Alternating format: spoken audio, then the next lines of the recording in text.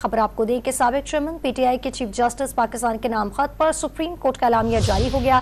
तफसीलात जानते हैं, डॉन न्यूज़ के नुमाइंदे हसीब भट्टी हमारे साथ मौजूद हैं। हसीब भट्टी, आगाह कीजिएगा, एलामिया जारी हुआ है, मजीद क्या कहा गया है एलामिया में? देखिए, जो चेयरमैन तहरीके इंसाफ ने खत लिखा था जिसमें उन्होंने दरख्वास्त की थी जो मिसिंग पर्सन के हवाले से, और अभी दरख्वास्त को 184(3) के तहत लेने का अदालत से इस्तदा की थी, उसके तनासुब में एक एलानिया जारी किया गया जिसमें ये कहा गया है कि 1 दिसंबर को 7 सफ़ात की दरख्वास्त नमा 77 सफ़ात मौसूल हुई। दस्तावेज तैयार करने वाले वकील का नाम और राब्ता की तफसीलात नहीं दी गई। लिफाफे के मुताबिक दस्तावेज इंतजार हुसैन पंजाब ने कोरियर की थी।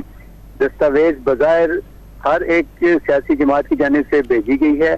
बज़ाहिर एक सियासी जमात, इस जमात की अच्छी नुमाइंदगी वकला करते रहे हैं। पिछले दिनों सुप्रीम कोर्ट में इस जमात के वकला फौजी अदालतों और इंतखाबात केस को तकमील तक ले गए।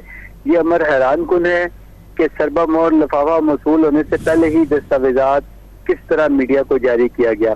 चीफ जस्टिस एलानिया में कहा गया कि चीफ जस्टिस पाकिस्तान काजी फायज ईसा को अपनी आईनी जिम्मेदारियों का इदराक है।